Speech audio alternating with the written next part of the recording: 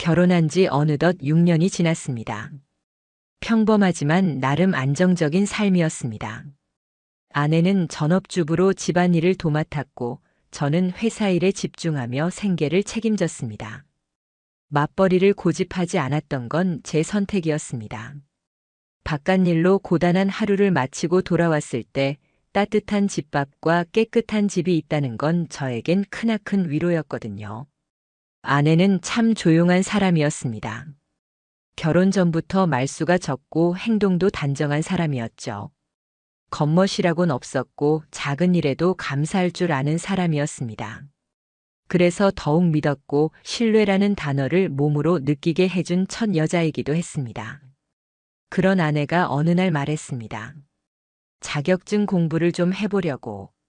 집에만 있으니까 좀 갑갑해서 오히려 제가 반가웠습니다. 혼자 있는 시간이 많다 보니 지루할 수도 있었을 테고 스스로를 위해 뭔가를 하겠다는 결심이 기특했습니다. 아내는 인근 도서관에서 공부를 하겠다고 했고 제가 출근할 시간에 맞춰 함께 나가는 날도 있었습니다. 도시락까지 싸들고 나가는 뒷모습이 대견해 보이기까지 했습니다. 그렇게 몇 주가 흘렀습니다. 하지만 어느 날 아주 작은 일이 하나 생겼습니다. 퇴근 후 거실에 놓인 문제집을 무심코 펼쳐보게 됐습니다. 아내가 공부하던 책이었습니다. 그녀는 하루에 200문제씩 푼다며 늘 지친 얼굴로 귀가했으니까요. 그런데 이상하게도 책 속에 낙서 하나 없습니다. 형광펜도 메모도 포스트잇도요. 심지어 책장도 새 것처럼 빳빳했습니다. 책을 아끼는 성격이라 그런가? 처음엔 그렇게 생각했습니다. 하지만 다음 날 아내가 들고 다니던 또 다른 책도 마찬가지였습니다. 어디를 봐도 공부한 흔적은 없었습니다. 문제 푼 흔적도 없고 정리한 노트도 보이지 않았습니다. 심지어 책 한 권은 안에 프린트물만 끼워져 있었고 문제 자체는 몇 장뿐이었습니다. 그때부터 의심이 들기 시작했습니다. 공부를 안 했다는 것보다도 그 겉모습에 모든 것이 집중되어 있다는 게 이상했죠. 마치 누군가에게 보여주기 위한 연출처럼 느껴졌습니다. 그런 마음이 들고 나니 모든 것이 이상하게 보이기 시작했습니다. 도서관 간다고 하면서도 화장은 점점 더 정성스러워졌고 예전엔 잘 안 하던 향수까지 뿌리는 날이 늘어났습니다. 옷차림도 점점 단정함을 넘어서 세련됨으로 바뀌고 있었고요. 어느 날은 출근길에 마주친 아내의 복장이 눈에 밟혔습니다. 하늘색 블라우스에 베이지색 슬랙스. 한 번도 도서관 갈 때 그런 옷차림은 본 적이 없었습니다. 여느 때보다 여성스럽고 단아했습니다.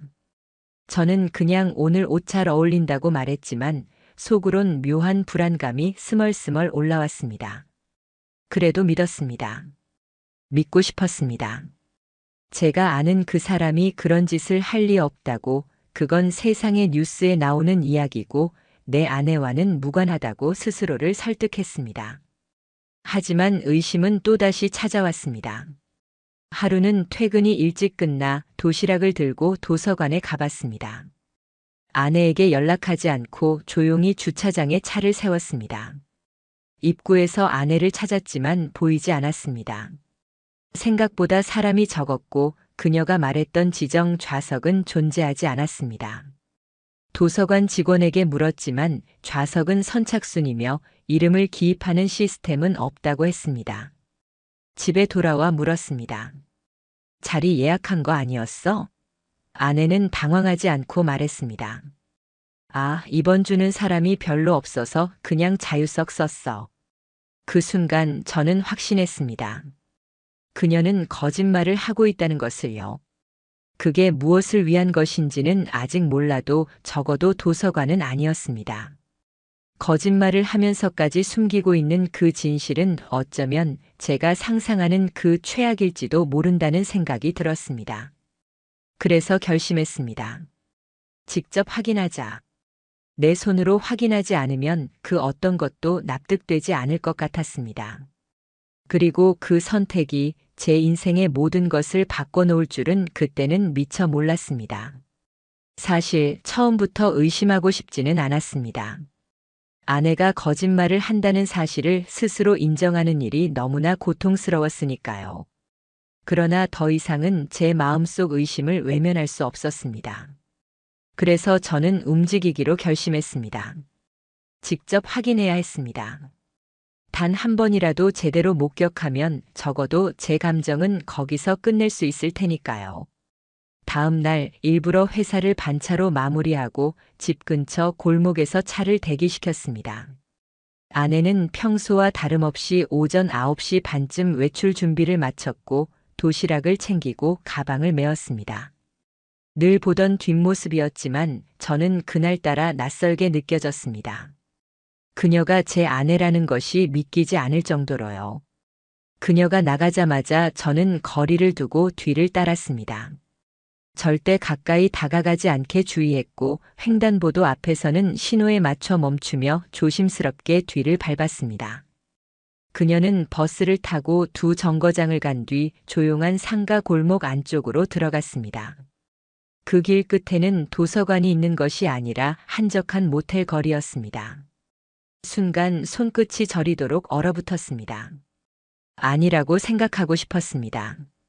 분명히 누군가를 만나러 간다고 확신한 것은 아닌데 그 길목의 목적지가 모텔이라는 사실만으로도 제 가슴은 바닥까지 가라앉았습니다. 그녀는 주변을 둘러보지도 않고 익숙하게 한 모텔로 들어갔습니다. 출입구 앞에서 휴대전화를 들고 몇 번 눌러보더니 문이 열렸습니다. 비밀번호를 입력한 듯 보였습니다. 그녀는 그곳에 들어가는데 전혀 망설임이 없었습니다. 마치 몇 번이고 오간 사람처럼 자연스러웠습니다. 저는 그대로 주저앉을 뻔했습니다. 숨이 막혔습니다. 하지만 일단 확인하자고 마음을 다잡았습니다. 어떻게든 그 방이 어떤 방인지, 누가 있는지, 무엇보다 그 안에 있는 사람이 단순한 친구인지 아니면 상상하고 싶지 않은 존재인지를 확인해야 했습니다. 저는 모텔 근처 편의점 앞 벤치에 앉아 한참을 그 건물을 바라봤습니다.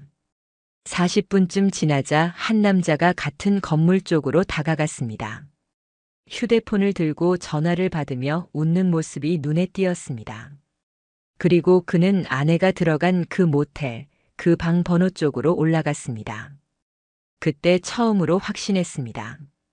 이건 단순한 오해도 혼란도 아닌 명백한 외도라는 것을요. 무릎이 떨렸습니다. 손바닥엔 식은땀이 맺히고 입안은 바짝 말랐습니다. 돌아오는 길 저는 정신이 멍했습니다. 운전대 위로 떨어지는 눈물이 앞유리를 흐려놓았고 깜빡 신호가 바뀐 것도 몰랐습니다. 도대체 왜? 우린 싸운 적도 없고 경제적으로 부족한 것도 없었습니다. 늘 서로를 존중했고 저는 그녀를 믿었는데 왜 이런 일이 생긴 걸까요? 그날 밤 그녀는 아무렇지 않게 들어왔습니다. 미리 도시락통을 씻어놓은 걸까요? 가방 안도 비워져 있었고 땀 한 방울 없이 깨끗한 모습이었습니다. 오늘은 좀 어땠어? 괜찮았어. 도서관이 조용하니까 집중이 잘 되더라. 그 말을 듣는 순간 속이 뒤틀릴 만큼 치가 떨렸습니다. 하지만 저는 아무 말도 하지 않았습니다. 그녀가 한 말을 그대로 녹음했습니다. 그녀는 그날 도서관은커녕 책도 펴보지 않았습니다. 도시락은 먹지도 않았고 오전 10시부터 오후 3시까지 낯선 남자와 모텔에 있었습니다. 이제 모든 조각이 맞춰지기 시작했습니다. 그날 밤 저는 거의 잠을 이루지 못했습니다. 침대에 나란히 누운 아내가 오늘 정말 피곤하다며 등을 돌리고 누울 때 저는 그 등에 대고 말할 뻔했습니다. 그 모텔에서 누구랑 있었어? 하지만 말하지 않았습니다. 아직은 때가 아니라고 생각했습니다. 확실한 증거, 부정할 수 없는 진실을 손에 쥐기 전까진 그녀가 어떤 말로도 빠져나갈 수 없도록 완벽하게 준비하고 싶었습니다. 다음 날 아침 아내는 평소처럼 제 출근을 배웅했습니다. 그 얼굴에는 죄책감도 긴장도 없었습니다. 정말 아무렇지 않게 늘 해왔던 듯이 웃으며 손을 흔들었죠. 그 모습을 보며 저는 마음이 서늘해졌습니다. 이토록 자연스럽게 나를 속일 수 있다니. 그날부터 저는 행동에 나섰습니다. 첫 번째는 그 모텔의 CCTV였습니다. 요즘은 사생활 보호 때문에 영상을 받아내는 게 쉽지 않다는 걸 알고 있었지만 어느 정도의 절차를 거치면 출입 여부 정도는 확인할 수 있었습니다. 저는 지인을 통해 모텔 주변 상가에 있는 지하 주차장 CCTV에서 차량 출입 여부를 확인할 수 있었습니다. 그 결과는 예상보다 더 명확했습니다. 아내의 차량이 같은 요일, 같은 시간대에 주기적으로 그 장소에 주차되어 있었고, 같은 남성의 차량도 같은 패턴으로 함께 들어왔습니다. 저는 주차장 관리자에게 사정을 설명하고 일부 장면을 캡처했습니다. 이름과 시간, 차량 번호, 동선이 일치했습니다. 그 순간 마치 제 결혼 생활의 모든 퍼즐 조각이 하나씩 맞춰지는 듯한 기분이 들었습니다. 이쯤 되면 의심이 아니라 확신이었고 그 확신은 분노로 바뀌었습니다. 하지만 저는 감정적으로 굴지 않기로 다짐했습니다. 두 번째는 녹음기였습니다. 아내가 외출할 때 저는 몰래 그녀의 가방에 녹음기를 넣었습니다. 그녀의 휴대폰에서 이어지는 통화 내용, 자동차 안에서 틀어놓은 대화, 심지어는 모텔 근처 커피숍에서 남자와 함께 웃으며 이야기하는 소리까지 녹음기에 고스란히 담겼습니다. 오늘은 좀 늦게까지 있어도 되지. 남편은 회사 갔을 거 아냐. 응, 걱정 마. 나 그 사람 루틴은 다 파악했어. 그 말을 듣는 순간 숨이 멎을 뻔했습니다. 그 사람 루틴은 다 파악했어. 저는 그 순간 깨달았습니다. 아내는 단순히 외도를 한 것이 아니라 저라는 존재를 철저히 관리하고 기만하고 조종해온 것이었습니다. 사랑해서 결혼한 사람에게 함께 살며 모든 걸 나눈 사람에게 이토록 교묘하게, 이토록 의도적으로 당해왔다는 사실이 저를 한순간에 무너뜨렸습니다. 그날 밤 저는 술을 마셨습니다. 아내 몰래 혼자 숨어서 몇 년 만에 맥주와 소주를 뒤섞어 마셨습니다. 고개를 떨군 채 책상에 앉아 왜? 라는 질문만 수백 번 했습니다. 내가 부족했나? 어디서부터 틀어진 걸까? 도대체 어디까지가 거짓이었고 어디까지가 진심이었을까? 냉장고에 붙은 가족 사진, 핸드폰 배경화면으로 쓰던 여행지 사진, 그녀가 선물해준 생일 카드까지 이제는 모두 거짓처럼 느껴졌습니다. 하지만 그날 밤 저는 한 가지 더 결심했습니다. 이대로 넘어가지 않겠다. 상간남의 정체를 확인하고 법적 대응을 준비하고 이 모든 일을 기록으로 남겨두자. 감정에 휘둘리면 되레 제가 무너지게 될 테니까요. 다음 날 저는 그 남자의 얼굴을 보기 위해 또다시 미행을 나갔습니다. 그날도 똑같은 시간, 똑같은 모텔, 그리고 똑같은 커피숍. 하지만 이번엔 더 가까이 다가갔습니다. 차 안에서 카메라 줌을 당기고 셔터를 눌렀습니다. 그 남자는 제가 예전에 함께 골프 한 번 친 적 있는 사람이었습니다. 아내의 고등학교 동창 남편. 어느 날 식사 자리에서 스쳐 만났던 사람. 모르지 않았던 얼굴이었기에 더욱 치가 떨렸습니다. 그들의 표정은 너무나 즐겁고 너무나 자연스러웠습니다. 아내는 제가 세상에서 가장 사랑했던 사람이었습니다. 그런데 이제는 제게 가장 모욕적인 존재가 되었습니다. 제가 세운 계획은 단순했습니다. 그녀에게 모든 증거를 들이밀고 인정하지 않으면 보여줄 생각이었고 인정하더라도 절대 용서하지 않을 생각이었습니다. 그날도 평소와 다름없이 아내는 아침 일찍 일어났습니다. 얼굴엔 생기 있었고 도시락은 정성스럽게 쌌습니다. 거울 앞에서 머리를 매만지고 립밤을 바르고 나가는 모습까지. 언뜻 보면 아무 문제 없는 평범한 부부의 일상이었습니다. 하지만 제 마음은 이미 차갑게 식어 있었습니다. 며칠 전 녹음 파일을 편집했고 모텔 출입 사진, 차량 번호, 대화 내용까지 하나의 폴더로 정리했습니다. USB로 담아 따로 보관했죠. 그리고 저녁 식탁에서 아무렇지 않게 묻는 척하며 말문을 열었습니다. 도서관 말인데 요즘은 좌석 지정 안 하나 봐? 응? 왜 갑자기? 아는 사람 말로는 그 도서관은 그냥 자유석이라는데. 그녀는 잠시 멈칫했지만 곧 웃으며 넘겼습니다. 아, 맞아. 예약했다가 취소됐어. 그냥 편한 자리에 앉았어. 그 순간 마음속으로 하나의 X 표시를 그었습니다. 아직도 거짓말이구나. 확실하게 끝내겠다는 마음이 더 단단해졌습니다. 그럼 내가 다니던 그 도서관, 사실은 모텔이지? 그녀의 젓가락이 멈췄습니다. 표정은 그대로였지만 눈이 흔들렸습니다. 그동안의 모든 반응 중 가장 큰 동요였습니다. 무슨 소리야? 저는 대답하지 않고 식탁 아래 서랍에서 USB를 꺼내 그대로 그녀 앞에 올려놨습니다. 내가 내게 어떤 짓을 했는지 다 여기 있다. CCTV 사진 녹음. 심지어 그 남자랑 웃으며 나눈 대화까지. 그 순간 그녀는 숨이 멎은 사람처럼 고개를 들지 못했습니다. 입술을 달싹이며 무언가 말하려 했지만 말은 나오지 않았습니다. 그 사람 누구야? 기억나지? 예전에 나랑 저녁 같이 먹었던 그 남자. 니네 고등학교 동창 남편이잖아. 내가 그 사람한테 골프장 추천까지 해줬던 거 기억 안 나? 그녀는 눈을 질끈 감았습니다. 순간 그 작은 어깨가 부르르 떨렸고 저는 그걸 똑똑히 봤습니다. 한때 사랑했던 사람의 가장 비열한 모습이었습니다. 언제부터였어? 대답해봐. 작년 봄부터야. 그렇게 쉽게 말할 줄은 몰랐습니다. 저는 오히려 당황했습니다. 숨기거나 부정할 줄 알았는데 오히려 담담했습니다. 그 사람하고 있으면 편했어. 당신이랑 사는 게 싫었던 건 아닌데 그냥 숨 쉴 틈이 없었어. 그 사람은 나를 여자처럼 대해줬거든.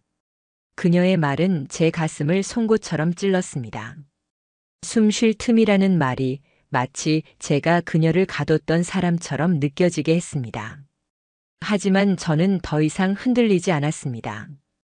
그래. 그럼 숨 쉴 틈을 넓혀줄게. 이제 내가 선택한 그 사람이랑 살아.